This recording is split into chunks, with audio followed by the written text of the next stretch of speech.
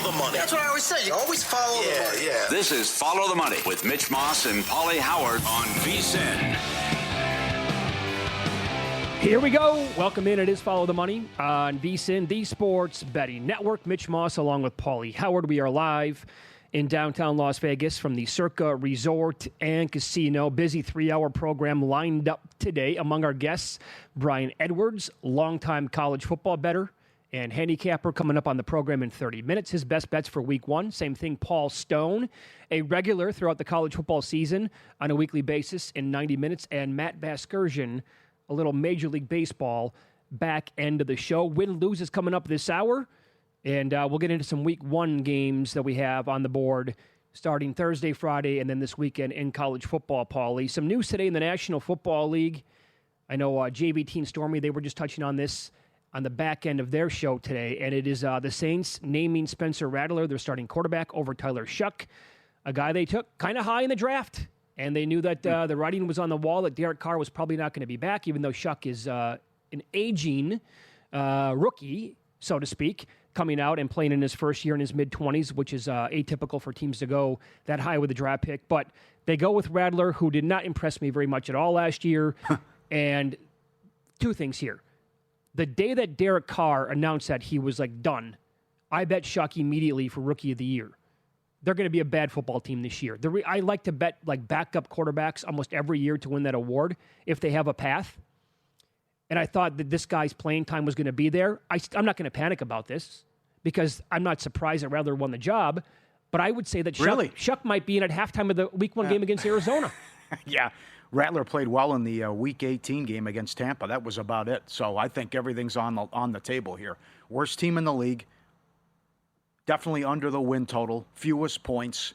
And I know you were on vacation in the summer when Mike Detillier was on, and Mike's a straight shooter. He'll tell you what he thinks of the team, and he thinks they're going to be awful, and he thought it was a waste of money to bet Shuck, that they just don't have any talent, and we'll see when he gets in there. You know, Rattler was minus 260 before the preseason started to be the Week 1 starter.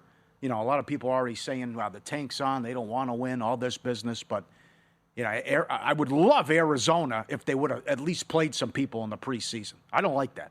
I would have loved Pittsburgh, too, against the Jets. Right. I just don't like sitting around but, okay, here we go, showtime. And, you know, Seidenberg had some good numbers on that when you don't play your quarterback one snap in the preseason. So, you know, a bit of a surprise, but I think they're just, you know, is Kellen Moore that good of a coach, too? I mean, I thought he did a piss-poor job in Dallas, but also you could have coached the offense in Philly with the weapons they had. So worst team in the league, and I think they could get boat raced Week 1 against Arizona, and I think the talk really starts. So, huh? So yeah, I think it's all in play here, like 2 wins, 3 wins. I think they can be that bad. I got to tell you, that number on the board in Week 1, with everything that you just said, and that's been the most common narrative that you've heard on the Saints for the last 3 months, right? They're going to be one of the worst teams, if not the worst. They're going to be garbage. They're not going to score points. They're going to be the Aints again, and people are going to show up at the Superdome with garbage bags over their head. Yeah. I got to tell you, in my betting career, well, at least the last 10, 15 years, I'd say, in the NFL, in Week 1, with a home dog, if I can get 7 points, every year, I would have been on the Saints. Even at 6.5. 7, no-brainer. No chance I'm laying that number with Arizona. I'm a little freaked out, too, that teams did not play guys in the preseason. You know, we've seen teams struggle. It's not every team's kind of different. It's like a snowflake, right? You're not going to be the same thing as every other team in the league. But I don't know if I can do it this year. And I'm telling you, this would have been an autoplay for me, in contests out here, Circa Millions, Westgate Super Contest, all of them. At 6.5, absolute consideration. If it touches 7, specifically in the contest, I wouldn't even hesitate. That would have been one of my favorite games on the entire board. In a situation like this, in 2025 with this team, not so sure. Plus, there is this, take away the preseason thing for a minute here. I like Arizona on the season. Yeah, a lot of people do. I think they can surprise. Mm-hmm.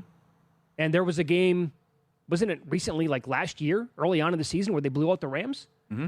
And they started off under Kyler Murray 7-0 one year as well, and they were mauling teams. They need to have a big year from Harrison.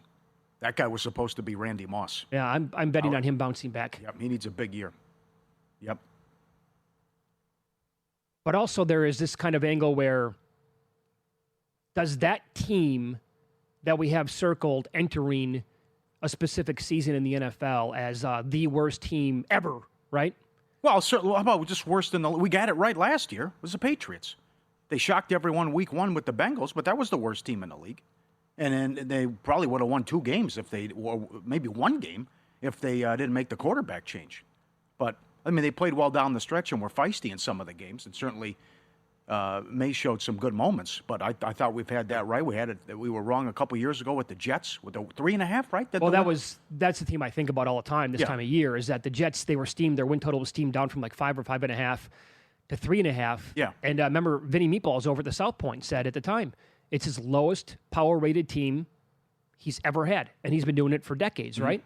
And they came out and they surprised people that year, and they were actually pretty decent. But also, there was that stretch of time where you could count on the Browns being absolutely god-awful, and they and the Lions, going back many, many years, like you knew entering the season that they were going to be an absolute, the Titanic, and they lived up to that. Yep. I mean, that stretch for Cleveland where they went, what was right. it?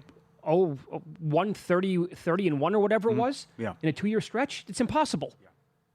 The Patriots just got the lucky win in week 1, and then Joe Milton turned into Tom Brady for a game and cost them the number 1 pick. Other than that, they were atrocious for much of the year. Yeah. So I think that's going to be the case with the Saints, and plus 450 fewest points as well. I think this offense is going to struggle big time. All right, we're going to get into some specific Week 1 games in college football coming up in the next segment. What are you looking at for biggest line moves now that the games are actually here, Pauly? Get a lot now. So I mentioned how I'm intrigued by this game Thursday with East Carolina and NC State. They had a brawl in 2024 after the Military Bowl. It was a Donnybrook. The over 56.5 up to 62.5. I think it's too many points. I think East Carolina can hang in this one. 2 touchdowns. USF, the Bulls plus 9.5 down to 6 against Boise. Where's this going to go? It's Thursday. Rutgers against Ohio, 10.5 up to 15.5. And it keeps going. Nebraska, Cincinnati over, 50 up to 54. App State, Charlotte under, 53.5 to 49.5. Georgia Tech, Colorado under. Brad Powers loves Georgia Tech, 57 down to 52.5. Michigan, New Mexico under, 52.5 down to 49. Nevada, Penn State under, 60.5 down to 56.5. Now, what's that going to be like? Because Penn State's also laying more than 40. What are they laying? Yeah, 44 and a half, right. 45 points? Yeah, right. So they basically have to pitch a shutout? Uh-huh. I mean, because if they score, let's say they go over that number on their own, which I think is kind of likely here, what is it going to be? The total's down to what? 56.5. Yeah, so it's going to be, 52 to 3 as a final score? These games are awesome. We have unbelievable numbers coming up during the show that are on vsin.com today. Steve Makinen with them. You would not believe how many times a team laying like 37 points when it's FBS teams playing each other, how many times they've covered in week 0 and week 1. He does a great job. Tennessee, Syracuse, 55.5 down to 51. Utah State against UTEP, 3.5 up to 6.5. Washington, 18.5 up to 22 against Colorado State. Arizona, 10.5 up to 17.5 against Hawaii. What do you make of that? I agree with it. Hawaii looked terrible. But, how high does it go? I think you'd have to take Hawaii if we're talking 3 touchdowns, though. Everyone's on Utah except Kelly Stewart, 3.5 up to 6 Saturday night. Miss State, Southern Miss, 57.5 up to 61.5. Rice and Louisiana under, 51.5 down to 47. Va Tech, South Carolina, over, 45.5 up to 52.5. Notre Dame, Miami under, 54 down to 49.5. And Belichick, open a 3-point favorite, now catching 3.5 against TCU on Monday. Yeah, so assuming that you don't have a bet on that game yet, are you intrigued at all by the dog? That's another team here. They're like the Saints of college football. It's been nothing but That's right. pessimism regarding Belichick and our former colleague Michael Lombardi taking over as the GM in Chapel Hill. Yeah. I think you have to be intrigued by that. I absolutely grab some points with Belichick. I'll tell you this, I can't wait to watch the game. Yeah. I want to know what they're going to look like. Yeah, and like how Colorado shocked people when they came out that first time and put it on TCU. So, but, we touched on this briefly. Good schedule Thursday. I'm intrigued by some of these Big Ten teams and the games that they're taking on some MAC teams. Like your guy, Fickle, I loved him at Cincinnati. I thought this was going to work. I was dead wrong. Yeah, me too. Year 3 at Wisconsin, 7-6, 5-7. They returned 14 starters. Let's see what the offense looks like. They play Miami of Ohio. They're laying 17. And then Minnesota takes on Buffalo. Their quarterback is 25 years old. Fleck, year 9. I would give him like a C-. when you look at it. Well, what did you expect out of the program once he took over that job? I expected more than just one good season. Remember, 2021, they played Wisconsin at home. If they won, they were going to the Big Ten title game. That's right. 2-scoop vanilla offense, very conservative, got beat. Lost that game, right? So then you look 9-4, 9. Oh, that was 2. Yeah. 9-4, 9-4, 6-7, 8-5. But then again, it's a program that hasn't won since the 50s. So it's. I certainly expected more, though, out of the guy. And then you look up year 9, and it's like, okay, he'll get you 8 wins. Yeah. That's probably, maybe win a bowl game. That's about it. Like, should it be that tough to win there? You're right. I mean, you have to go back to, people don't realize this, and I hate to actually admit this because I'm from across the border, but they have a ton of national titles from, like, circa 1950, 1940s. Right. That's it. They go to the Rose Bowl all the time. They crushed it. Yeah, they were the best program in college football. Yeah, look that up, Luke. When's the last time Minnesota went to the Rose Bowl? I mean, it might be the 50s. So they had a couple good years under Mason, and then I think Lou Holtz had one good year. But other than that, it's like you got to go back way back. But if this guy wins 8 games every year and they make a bowl game, he'll probably be there for the rest of his life if he wants to. That I know, but you're right. But that's garbage. That's settling, and that's just being mediocre. Our NFL betting guide is updated and ready for Week 1. NFL Betting Guide 2.0.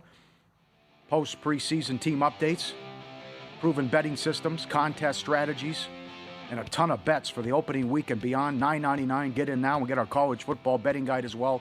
VSiN.com/subscribe. It's awesome. Get it. All right. Up next, could we be looking at Travis Hunter 2.0? PJ Fleck has an aggressive game plan for his player this season.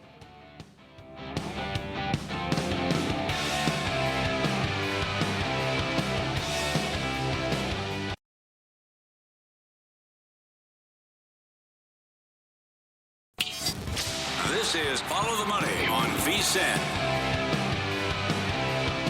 Good to have you on board. More college football here as we are live downtown Las Vegas, Circa Resort Casino. Thanks for watching the show today on YouTube TV, listening on Sirius XM channel 158 or any other radio stations where you can find us coast to coast. Here we go out to the progressive guest line as Brian Edwards joins the program now with Major Wager and Vegas Insider, longtime college football bettor. Brian, good to talk to you again. How are you? What's going on, guys? Thanks for having me. You bet. We just spent quite a few minutes talking about the Buffalo-Minnesota game coming up this week, and currently on the screen, the Golden Gophers laying, we'll call it 17.5, total of 44.5. You are interested in this game. Which side do you like? Yeah, I like Buffalo a lot here. So they finished last year on a 5-game winning streak to finish 9-4. They bring 9 starters back on defense. We know that PJ Fleck loves to run the football. That's always his MO. And with a redshirt freshman quarterback and Drake Lindsey making his first career start, he's a kid out of Fayetteville, Arkansas, who did not get a scholarship offer from the Razorbacks, only a walk-on offer. So he went to Minnesota. He's making his first career start. Minnesota's got a stud running back in Darius Taylor. So to me, the key to this handicap is Buffalo's run defense, and their front 7 is outstanding. In fact, Phil Steele's national unit rankings have their D-line ranked 44th in the country. Their linebackers 72. But I mean, any MAC team that gets in Phil Steele's national unit rankings is pretty good. They've got one of the best linebackers in the country in Red Murdoch, second in the country in tackles last year with 156. He had 16.5 TFLs. He had 7 forced fumbles to lead the nation. He had 4 forced fumbles in 2023. So his 11 career forced fumbles are 13th in college football history. They also have Kobe Stewart, defensive end, led the MAC in sacks last year, and their 2 defensive tackles, Cornell Evans and George Wolo, they've both been in the program for 4 years, and they are preseason 3rd-team All-MAC and preseason 4th-team All-MAC in Phil Steele's MAG. And then they have Deion Crawford, who last year had 16 TFLs. So they also have a nice running back in L.J. Henderson, 1,078 rushing yards, 9 touchdowns, 5.3 yards per carry average last year. And Taquan Roberson, started for Jim Mora at UConn 10 times, didn't play much at K-State last year, but he's their transfer QB. I like Buffalo, which is also 10-5 against the spread with 3 outright wins since 2017 as a double-digit underdog. You're all about the MAC. I love it. We were also talking about Fickle before you came on. 7-6 and 5-7 last year. How about Miami of Ohio catching 17.5?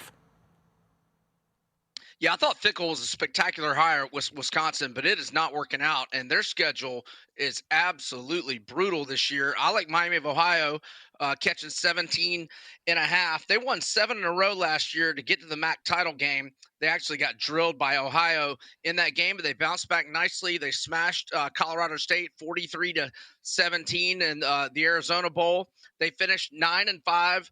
Really no shameful losses. Their other L's, 3 of them were to Power Four programs, and the other one was at Toledo. They won 7 games by double-digit margins last year. Chuck Martin always has a good defense. They gave up only 18.8 points per game last year.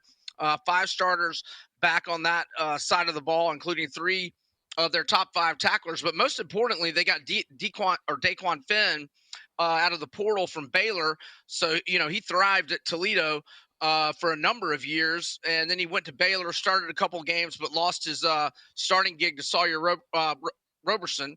And Daquan Finn, 63 to 23 career TDINT ratio, nearly 7,000 passing yards, and 1,699 career rushing yards. So I think he's going to be an upgrade at QB. Give me the Red Hawks plus 17.5. Very good. Yeah. I don't want to overreact from one game. You can get, you can lose part of your bankroll doing that every single year. But what I watched with UNLV was absolutely vile and nasty on defense, allowing 500-plus yards, right? And that lucky win against Idaho State. If they don't get the 4 INTs, they lose the game outright as a 30.5-point dog. So now they get Sam Houston, who has a game under their belt as well, Brian. What do you want to do here? Do you want to do Sam Houston plus the points? Do you just want to ride the over here? What is your attack? So yesterday morning, I just jumped on it right away, figuring it would go up. I got 60.5. I'm trying to find it on the board, like 62, 63 now. Yeah. Yep. Okay. I still like it over. I mean, I don't like it as much as the number that I got yesterday. I like it better at 60.5. But UNLV gets 539 yards, but they give up 555 and 30 first downs. I mean, that's like Mullen was at the end of his tenure at Florida when he refused to fire Todd Grantham. I think we're going to get lots of points here. And Alton McCaskill, running back for Sam Houston. Okay, we're going to get reconnect with Brian here in a second, and he was going to make a great case here for the over in that UNLV game. Just a little snafu there with the audio on his end. And that game, I believe, opened up 58.5 at some books immediately. I think that was late Saturday night or early Sunday morning. Sam Houston looked pretty good offensively because they were not good offensively last year. Well, if you have a pulse, I think you can look good against UNLV too, right? Yeah. Evidently, with how just absolutely nasty that was. So, by the way, I'm looking at one book now. That was sitting at 10.5, down through the key number of 10, 9.5 now at FanDuel, UNLV in the game. DraftKings is 5.5 on a Boise game. Did you see that too? What is going on? I don't know. They're betting a game like they know the final score here with South Florida, no problem. Okay, now I was going to ask you that in the first segment. At some point, don't you think it's low enough where you got to hop in on Boise? Now you get below a touchdown? Yeah, I think so. This is too much. I mean, especially compared to where it opened up, Pauly. Yeah. Oh, man. I have a lot of respect for that. This is a game they always win, always get it done, right? You go back to Hawkins, right, and then when Peterson takes over. They always would win this game. They'd start the season on a road neutral against a big boy opponent. Not that South Florida's in that class, but right. You know what I'm saying, and they would win the game. All right, I think we have Brian Edwards back now from Major Wager and Vegas Insider here in the Progressive Guest Line. You're in the middle of talking about the over here in the UNLV game. Yep, so I like it over. Mullen, a lot of points, and his defense looked like the Todd Grantham defense that I grew to hate in the last couple of years at Florida. Yeah. Excellent. How about Syracuse and Tennessee under? Do you still recommend it under 51.5, 52 Saturday morning? Well, I would buy the half point to 52 if it's 51.5 because 52 is a key number, 3 off a multiple of 7, obviously. Look, we'll see on Tennessee's offense. I'm not a big Joey Aguilar guy. But I almost kind of trust Heupel just in general for Tennessee the rest of the year. But look, Tennessee's going to be great defensively. The defense will keep them in every game. They only gave up 16.1 points per game last year, and they've got 8 starters back on that side of the ball. So Tennessee is going to be fantastic on defense. And, I think Heupel is going to try to run he always tries to run the ball a lot, but even more so, with Aguilar, certainly, to just get the offense flowing and him to have confidence. So this looks like a dead under to me. I mean, Kyle McCord's gone. So, Syracuse is not going to be nearly as effective offensively. I like the under. All right, how about this Toledo-Kentucky game where the Wildcats open up as an 11.5-point favorite, got all the way down to 7.5, and now I'm looking on the screen. There's money coming back in on Kentucky. It looks like DK is showing 9.5 right now. Other books have 9. Right, so I got plus 11, but I noticed that line movement late this morning, so I wasn't going to recommend it at 7.5, but now that it's back to 9, yeah, I'll recommend it. I'll recommend it. Excuse me. No, Toledo went 2-0 against Power 4 teams last year. They beat Pitt in the bowl game. They went to Starkville last year, and they were up 35-3 with 6 minutes left in the third quarter. They win 41-17. They've got their veteran quarterback Tucker Gleason back. He was outstanding at Mississippi State last year. Had a monster game. And by the way, that wasn't Mississippi State with a freshman quarterback. That was before Blake Shapen got hurt, that they ran them like that. Toledo, 4-1 against the spread as a road underdog with 2 outright wins since 2021. And I think Toledo's going to be really good this year. And I think they've got a great chance to win this game. I'm down on Kentucky in general. In fact, I think they'll be underdogs in every SEC game. I don't have it as a big bet, but I have a little bit on under 4.5 on Kentucky's season win total, and I like the Rockets in this one. Very good. About 45 seconds here. Who do you have for Heisman bets or to win the national title? So I don't think I've ever made 3 Heisman bets, but I had made 3 this year. I did Lagway at 20-1. For like a whole unit, and then really small change on Haynes King 90-1, and Sawyer Roberson for Baylor at 80-1. Some other win totals and futures I like. I like Vandy over 5.5 at around plus 140. If your number's 4.5, that's heavy juice. Maybe just a little bit on that. I think Vandy wins 6 or 7. I like the Gators over 7.5. I've been way down on them during Napier's tenure. But I think as long as Lagway stays healthy, I think the Gators will be good. I think everybody thinks regression on Indiana, but I like over 8.5, and I got a good number on over 7.5 for Illinois early in the summer. Very good. You can follow Brian on X. He is at Vegas B Edwards. Thanks, Brian. We appreciate it. Thanks, guys. Y'all have a great week. You too. Thank Back you. at you. Win some, lose some. Coming up next.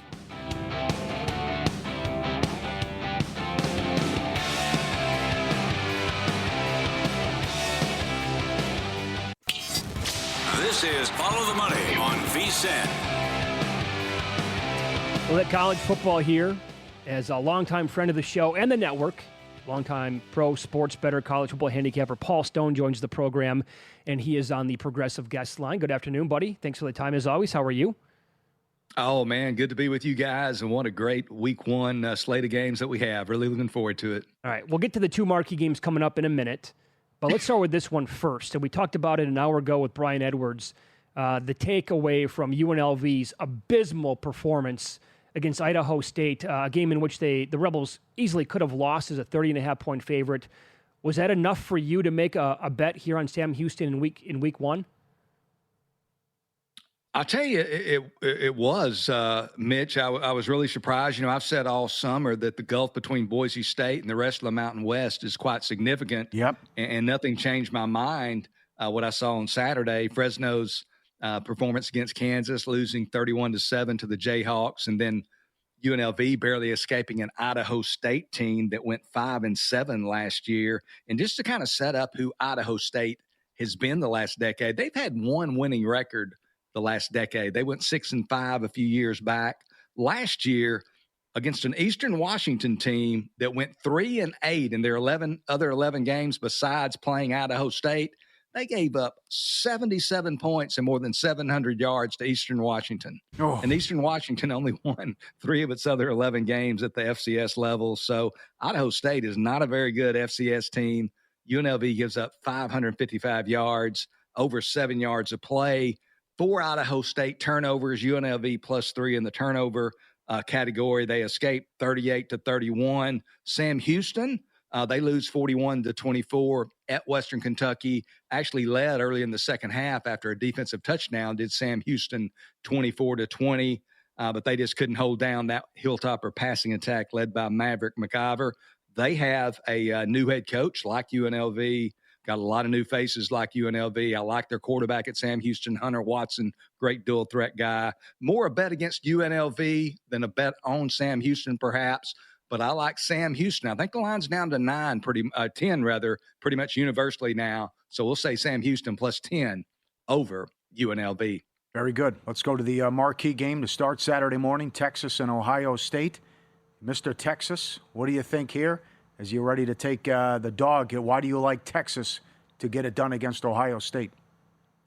Well, you guys probably know quite often I bet against the Longhorns or pick right. against them. So taking the Longhorns here, I'll tell you one thing. Some have compared the quarterback situations at Texas and Ohio State as being somewhat similar, but there's really not a whole lot similar about these quarterback situations other than the fact that these guys are first-time, full-time starters. I mean, Arch Manning, his third year in the program, I mean, he has developed physically, mentally, and socially. He's never complained. He's never threatened to transfer. Played a lot of football last year behind Quinn Ewers, starting twice in Ewers' absence, threw a total of 90 passes last year. So he's well-seasoned, carefully groomed. He's ready for the moment. Julian Sayin, on the other hand, who'll get the start for the Buckeyes, a big-time five-star recruit out of California without question, but he played a grand total of 27 snaps last year.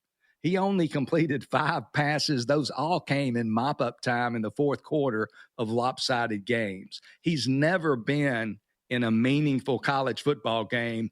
And now, guess what? He gets to make his debut against arguably the best defense in all of college football. Colin Simmons last year as a true freshman had 9 sacks for Texas, only playing situationally.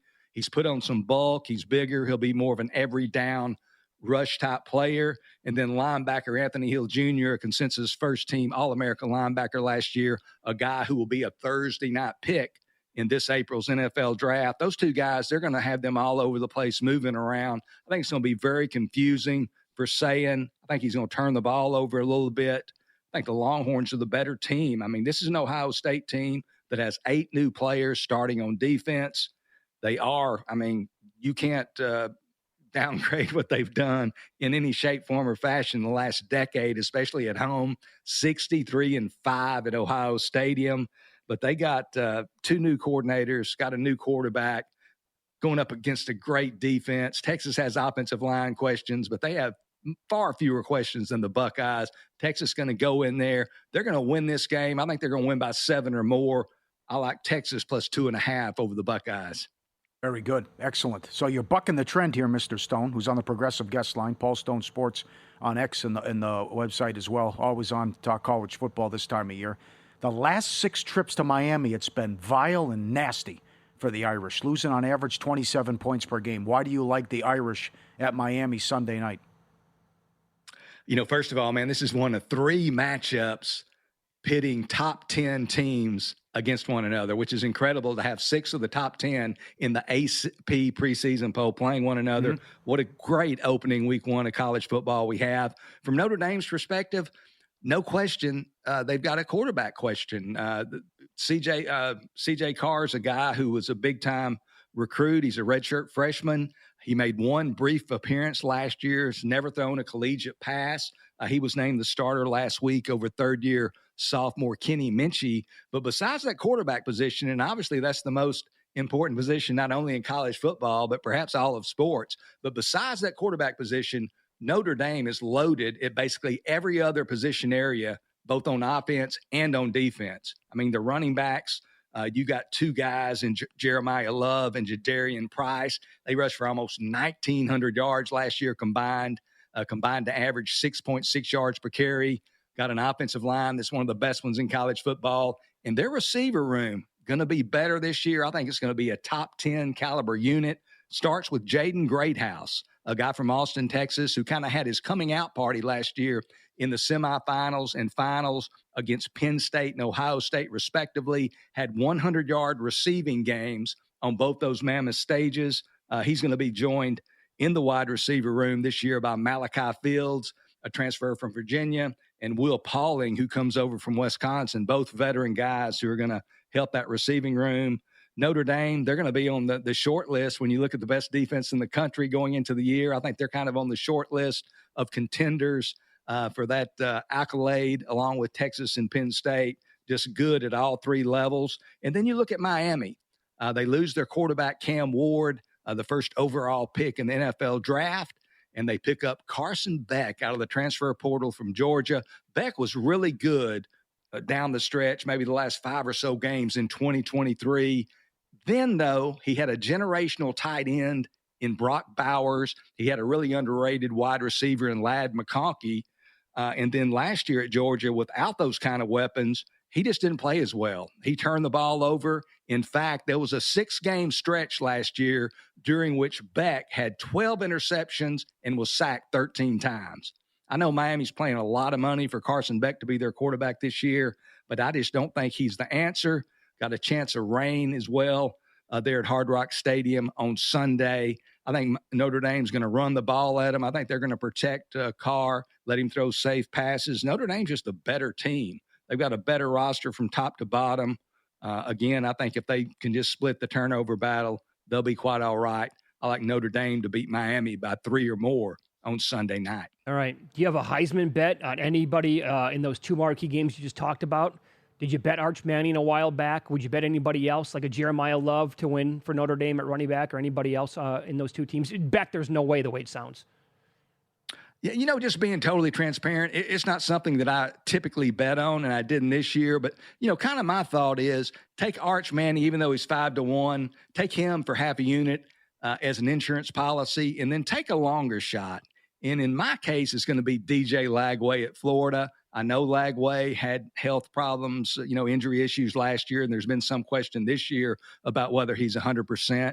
But if Lagway's healthy, this guy vertically, this guy can throw the ball. He's got 2 big-time receivers in sophomore Eugene Wilson, and then true freshman Dallas Wilson's going to be a star there. So I think he can put up some big numbers. So I think Lagway's worth a shot at 28-1 for half a unit, and then Manning at 5-1. If Texas beats Ohio State out of the gate, if they're going to make the playoff when it's voted on, Manning could have some really big passing numbers, and he can also run the football. So he might have 700, 800 yards rushing and maybe 10 or 12 rushing touchdowns to complement his resume. So I think splitting a ticket on Manning and Lagway is worth a look there for the Heisman. Yeah, we were talking about that yesterday. I know Brett McMurphy was on last week. He said if the Longhorns win that game, he's going to be around 3-1. I think if Texas wins this weekend and Arch Manning is awesome, he'll be closer to even money than 3-1, Paul. Gosh, man, even money, that'd be something. But he is going to be, there's no question it would be a huge boost to his Heisman resume if they were to get that victory. All eyes are going to be on Columbus, going to be a huge game. And if he comes up big and the Longhorns win, he might be well on his way to New York. You can follow him on X. He's at Paul Stone Sports. We'll talk to him every week during the college football season. He joined us here on the Progressive Guest Line. Thanks, Paul. We'll see you soon. Hey, thanks for having me on. You guys have a great weekend. Back at you. We'll see him this weekend, actually, out here in Las Vegas. We'll get into some historical results with the Heisman Trophy coming up next. Used to be a running back award. Then it turned into a quarterback award forever. Then 2 receivers won it in the last 5 years.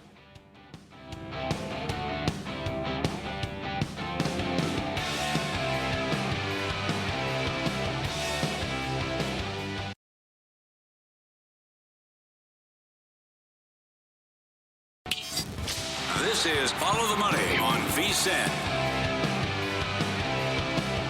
Welcome in. We're live in Vegas. Circa Resort and Casino is the spot. We have baseball games beginning in about 5 minutes. That's Boston, Baltimore, and then 2 more games coming up in about 10 minutes. And to talk about the card right now, the great Matt Vasgersian joins the program, MLB Network, and he is on the Progressive Guest Line. Matt, good afternoon. Thanks for the time as always. How are you? Hi, guys. Always good to talk to you. Always good to talk a little baseball with everybody. Everybody in New York and New Jersey right now is hyperventilating over the U.S. Open and the subsequent opportunities at the window. So it's good to talk a little baseball. Yes. How much stock do you put into home road splits for starting pitchers now that we're this deep into the season? Yeah, I put a lot of stock into home road and day night, especially. And when you can find the sweet spot, and there have been guys over the years who check both boxes where there's a big discrepancy that favors one of those things. Johnny Cueto comes to mind. His big strikeout games were always day games at home. Zach Wheeler, I'm not going to call him the late Zach Wheeler because he still walks among us, but it's such a shame that he's down for the year. Same with him. Home day was his sweet spot. So home starts, there's a couple of guys on the mound tonight that are interesting as far as home and road splits. Mizorowski, the Miz, is one of them. And granted, he's usually being watched very carefully. He's not going to be extended into the seventh inning. He's not going to go 90, 100 pitches. But he's got a K prop of 5.5 tonight with the Diamondbacks in town. 5th highest K rate versus right-handers since the All-Star break. And Mizorowski went under 5.5 in his last 2, but both of those were on the road. So maybe tonight's a night that he'd be interesting on a K prop. Very good. It's also the night of a theme with the struggling starters here. I mentioned how bad Manaea's been. ERA of 8 his last 4. The Phillies should get to him. Boz has been terrible, but Cleveland's in a funk. Can't hit. They've lost 9 of 10. And also Kikuchi. How should we attack these 3 struggling starters? Yeah, Kikuchi actually had a good one last time around, but it was at home. And he's a guy, look into it. He's a guy with some really interesting home road splits. He's just not as comfortable away from Anaheim this year, which is odd because when he pitched there as a visitor, as a Mariner, as an Astro, as a Blue Jay, he wasn't very good. So I don't think it's the mound or the ballpark with him as much as where he is when the game begins. He would probably prefer being on the mound when the game begins as opposed to in the dugout. So I think that's more a venue-specific thing for him. As far as Boz, he's been roughed around a little bit. I looked into kind of deep dive where the struggles have come from. His numbers against the slider cutter combination are horrific. He's given up a 1,200 slug against right-handed cutters. So he's given up 9 hits on that pitch combination.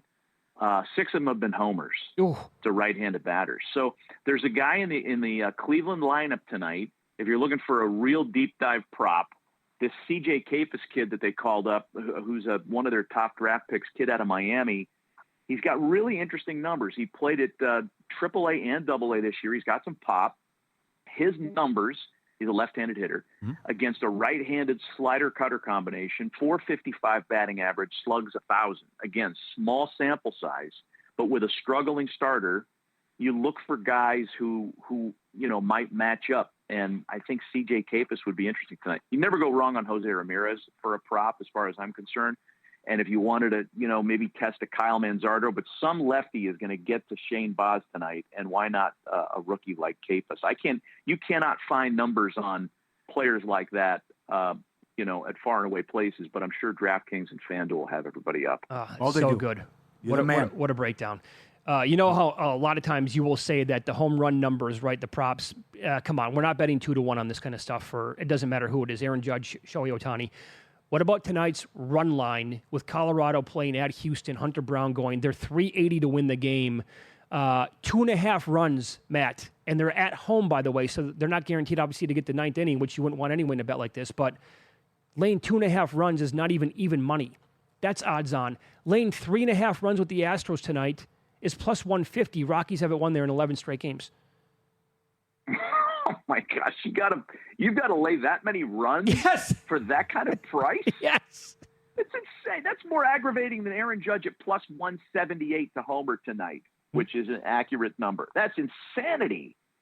I can't do it. I can't do it with those numbers. You just run away from those. And back to Judge for just a second. Mackenzie Gore would be another struggling starter who'd be on the fade train tonight. For somebody who wanted to bite on that because he has really scuffled since the break. He's 1-4, ERA of 8, and the damage comes from right-handed batters. I mean, it smacks of the 2 guys that are going to hit in the bottom of the first. It's Judge and Goldschmidt. They're the guys. 4-seam and change have been his biggest problem. And the Yankees have the best OPS in the league against left-handed starters. You know who would be sneaky in this matchup? Who I was shocked when I dove into this today. Cody Bellinger versus lefties this year, OPS over 1,000 versus left-handed 4-seamers, and that's where Gore has really struggled this year, .323 batting average, .774 slug. Yeah, I would never have circled Cody Bellinger against a lefty in any prop. But tonight, it makes sense, and he's been way better. This is not the 2017 Cody Bellinger who was, waving at sliders at his back foot with the Dodgers. He is a much different hitter, and he's good against lefties this year. Like it. Plus 450 to go deep. That's not bad. And 3+ total bases is plus 225. Not bad as well. 3+. That's a big number. 3+ is a big number. There's some blind overs today too, like Charlie Morton strikeouts. Like he's at pitching against. I still call him Oakland. It's 5.5. He's gone over that in 3 of his 4 starts since going to the Tigers. I love Matthew Boyd, and Justin Verlander's just been it just hadn't been there, man. The Giants have lost 17 of his 22 starts, so it is a deep, deep card tonight. Yeah, that's another game we wanted to ask you about, too. I mean, on the screen, it says the Cubs are as low as minus 133. We talked about this earlier this hour. That feels, Boyd's been awesome. Verlander, the exact opposite. It feels like they're almost begging you to bet the Cubs.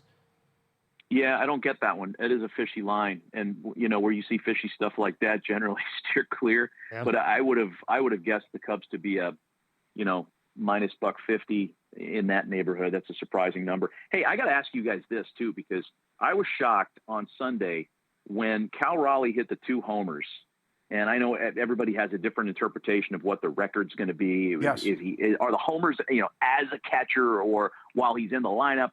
Forget about all that. The guy's got 50. When he hit the 2 on Sunday, his AL MVP odds went from plus 260 to plus 135. I watched it move in about 45 minutes. It was shocking to me.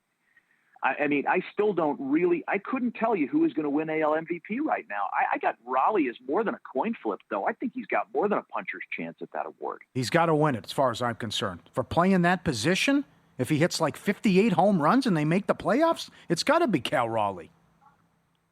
You could still get plus money on him, and he's got like 15 more RBIs than Judge. It is going to happen in the last 5 weeks of the season. That's when that award is going to be won. It's a fascinating race. So what if Raleigh hits 60?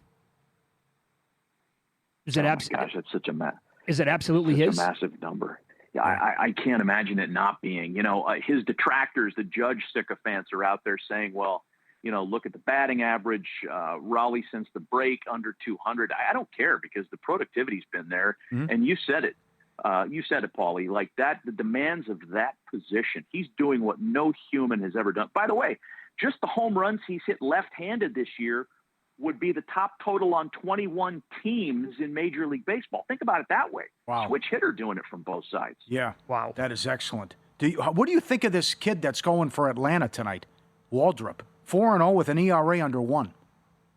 Yeah. He's the guy that saved the day at the racetrack. He did. When he did the bulk innings. I know that he's got really nice numbers his last handful of outings. Not all of them have been starts. That's a watch. That's kind of a wait and see thing. If you like throwing money around at young guys before there's a real book made on them or a line on them, I wouldn't hate that. That's an interesting game tonight. Matt, you're the best. Dynamite stuff as always. Thanks so much for popping on. We appreciate that. Yeah, good talking to you guys. Talk to you later. Yep, appreciate good. Enjoy the games tonight. There you go. Matt Vasgersian, MLB Network on the Progressive Guest Line. See stuff like that, right? Yep. The stuff from Boz going for the Rays and his pitch that's been awful and the Guardians who go against it. He always shows up with stuff like that tonight or when he's on the show. Love talking to him. Kafis is plus 550 to go deep. I saw that number too. That's good. Yeah, and you could get good numbers, by the way, on Ramirez. He's around plus 450. And Manzano was like higher than 4-1. Bellinger's 45-1 to hit too. Why not? Betting guide's updated, ready for week 1. NFL Betting Guide 2.0, post preseason team updates, proven betting systems, contest strategies. I love the Survivor stuff. Adam Burke did a great job. And we added a ton of best bets and teams we've changed our mind on. Get the College Football Betting Guide and NFL Betting Guide 2.0. $9.99 your first 30 days. VSiN.com/subscribe. And in pocket plays coming up next here on VSiN.